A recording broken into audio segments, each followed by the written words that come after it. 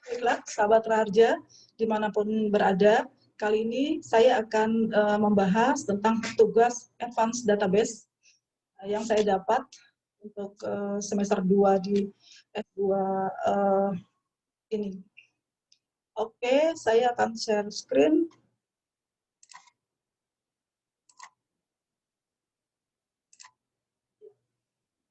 Yang tugas yang kami dapat itu adalah challenge master namanya.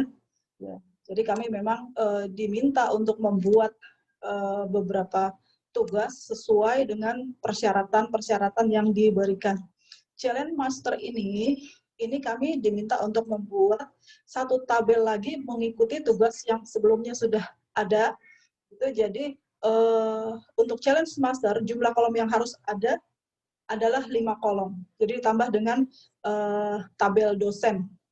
Untuk penomorannya otomatis, kemudian ada NIT dosen, nama dosen, alamat dosen, dan usia dosen. Oh ya, perlu diketahui juga bahwa tugas ini sebenarnya dikerjakan secara tim. Ya, saya tergabung dalam tim Dragon. Memang sengaja untuk tugas database ini, advance database ini diampu oleh Profesor Untung Raharja. Beliau memang sengaja untuk membuat ini menjadi satu tim karena memang kita semua, tidak semua dari kita itu ahli dalam coding gitu. Jadi dibikin tim di mana di setiap tim itu ada yang ahli di bidang itu. Oke, saya ke challenge master ini, kemudian untuk membuat tabel ini kita masuknya ke sini nih, ke code anywhere ini. Nah, tadi saya bilang karena memang saya tidak ahli di bidang ini, di pekerjaan saya tidak banyak berhubungan dengan pengkodingan gitu. Ini maka kita diajarin dulu tuh gitu. Di sini kan ada nih folder belajar. Nah, di sini ada Ratna tuh gitu.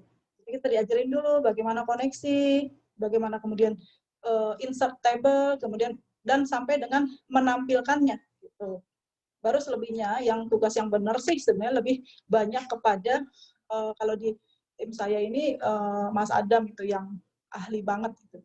Tetapi kita diberi pemahaman dulu sedikit demi sedikit sehingga sedikit banyak kita mengertilah maksudnya atau memahami filosofinya itu. Nah, kembali ke challenge master bahwa kita diminta untuk membuat tabel dosen. Di Code Anywhere inilah kita membuat coding tersebut. Di sini ada master ya, tabel masternya, kemudian ada create. Nah, inilah pengkodingannya di sini. Seperti yang kemarin-kemarin juga bahwa dalam tabel dosen ini tentunya nanti ada primary key. Primary key itu adalah kode yang unik gitu, yang hanya dimiliki oleh satu variabel. Gitu. Ini di sini kemudian nanti ada insert dan view-nya. Saya langsung aja ya ke hasilnya. Hasilnya itu di master kita bisa lihat di Simbat Alphabet inkubator ya di master ya, ini sudah ditampilkan. Ada sebenarnya tadi tugasnya itu menampilkan 10 dosen, kemudian ada usia dosen dan alamat gitu. Nah, kita berhasil ya, kami berhasil membuat itu, menyelesaikan tugas-tugas tersebut. Sebenarnya nanti Pak Ur itu biasanya menanyakan kepada kami itu keunggulannya apa. Nah, ada beberapa keunggulan, ini bisa di drop down kayak begini. Kemudian nanti ada view board gitu ya. Ya mungkin nanti next saya jelaskan gitu. Tapi kita konsen dulu ke tugas-tugasnya dulu. Nah, dalam insert challenge master ini penomorannya dilakukan secara otomatis. Kemudian itu tadi ya, jadi menghasilkan ya mudah-mudahan ini sudah memenuhi persyaratan yang diinginkan di dalam challenge master tadi. Jadi ini tadi kodenya ditulisnya di sini. Ini kemudian nanti di master ya, itu ada insert. Kita insert, nah ini kita tulis semua nama-namanya, kemudian sesuai tadi bahwa harus ada alamatnya, kemudian ada ada apanya usia gitu. Baru nanti di sini alamat, usia, ya ada semua. Jadi tadi persyaratan yang diminta sudah bisa kita lengkapi. Nah, ini salah satu keunggulan ini kalau kita tarik ke bawah, scroll ke bawah, ini home view board challenge-nya itu sudah ikut ke scroll. Kemudian ADT-nya juga sudah nge-link ke site kelas kita. Kemudian di bawah-bawah sini, nah ini juga sudah ada nge-link ke WhatsApp, kemudian ke Instagramnya Universitas Raharja. Ini adalah websitenya Universitas Raharja, Twitter dan Facebook. Itu adalah salah beberapa keunggulan dari banyak keunggulan. Tapi saya tidak akan bicara tentang keunggulan, tapi bagaimana kami menyelesaikan proyek ini. Sebenarnya proyek ini kami selesaikan lewat Zoom, gitu ya. Beberapa kali Zoom gitu ya. Baru itu bisa kita selesaikan. Sebenarnya kita diajarin dulu tuh, karena tadi saya bilang tidak semua kita bisa atau familiar di coding ini, maka biasanya kita diajarin dulu tuh sama Mas Adam yang memang jago di bidangnya ya, bahwa ini loh cara nge-link, ini loh cara bikin table gitu. Kemudian ini cara membuat tadi primary key gitu ya, sehingga tidak akan nanti ada dua primary key yang sama gitu, atau nama yang sama dengan ID dosen yang sama kayak gitu. Itu di challenge master. Kemudian challenge berikutnya itu grandmaster. Challenge grandmaster, ini grandmaster kita bisa lihat di site kelas kita di Alphabet Incubator Development Team. Nah, di dalam challenge grandmaster ini itu kita diminta untuk membuat dua kolom lagi, yaitu ID konsentrasi dan nama konsentrasi. Yang dimaksud konsentrasi ini adalah jurusan begitu ya. Ada BI, MIFIP, CIT, Software Engineering, Akuntansi, Manajemen, Information System, dan Computer System. Nah, ini mempunyai ID-nya masing-masing. BI itu misalnya 01, MAFIP ini 02, 02, CCIT itu 03, kemudian dan seterusnya. Nah, ini menjadi primary key di tabel ini gitu. Primary key di tabel ini nanti diminta untuk dihubungkan dengan tabel yang lain gitu. Jadi di sini ID primary key di tabel yang ini nanti menjadi foreign key di tabel yang lain. Itu nanti ada istilahnya itu alter kalau nggak salah sih gitu ya.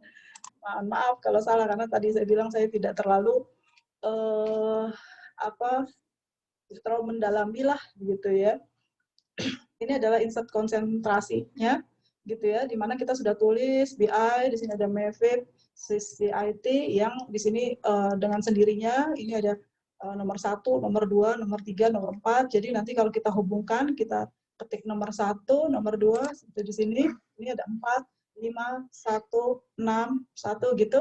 Itu dia akan merujuk kepada tabel yang tadi, ya, kepada ID konsentrasi yang tadi. Jadi kalau 4 itu apa, nomor 1 itu BI misalnya, 6 itu software engineering, seperti itu gitu. Jadi kalau di sini dia menjadi primary key ya di tabel ini, nanti ke sini dia menjadi foreign key. Foreign key itu memanggil primary key dari tabel yang lain. Dari code anywhere ini yang sudah ditulis sedemikian rupa gitu, maka akan ada grandmaster ini tadi. Kalau kita klik view home grandmaster ya.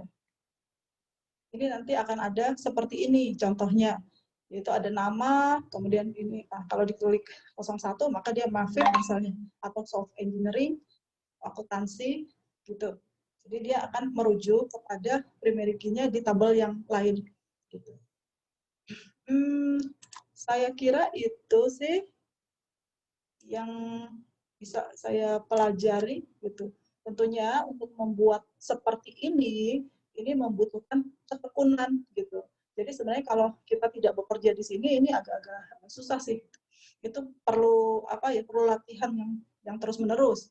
Jadi kalau latihan kan kita jadi kalau latihan tuh kita jadi terbiasa gitu. Ketika menemukan kesalahan, kita jadi tahu, oh cara betulinnya begini, cara betulinnya gini.